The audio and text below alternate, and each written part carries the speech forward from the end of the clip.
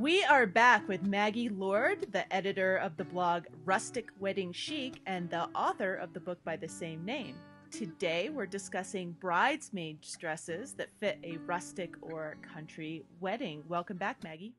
You're showing us how we can do this do-it-yourself projects. These are great do-it-yourself projects that if you're not 100% confident to do it yourself, you can find resources online to help you.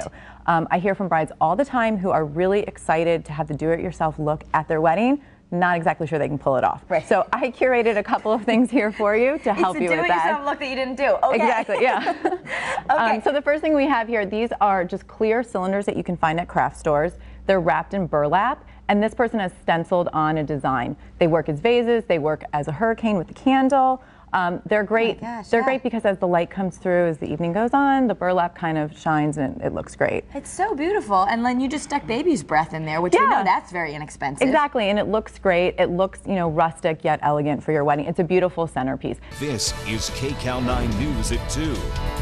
And still ahead, we are going to be joined live by Maggie Lord. She is the author of Rustic Wedding Chic. There she is. She'll share her tips and trends for planning a beautiful fall wedding ceremony.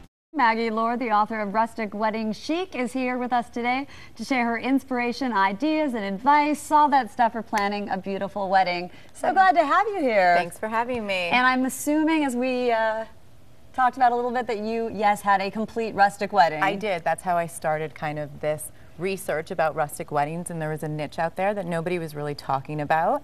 And today I brought some wonderful items for LA brides who are planning a fall wedding. And what we're going to start with here is these invitations. These are actually on handkerchiefs. Oh my God, that's incredible. Isn't that super sweet? And this is something you can either go and collect handkerchiefs yourself. This is from a company online called Benign Objects, and she'll make them for you. She'll work with you for the colors, put any text. Benign Objects. Yep. But this will also be linked. We can get it at... It's all on rusticweddingchic.com. Perfect. The idea of doing something country or vintage is so hot right now. It is. And that's really, if you want anything to do with that, that's where we go. Rusticweddingchic.com. That's where you go. That's right. And the first thing I know when I was getting married, the first thing was the dress.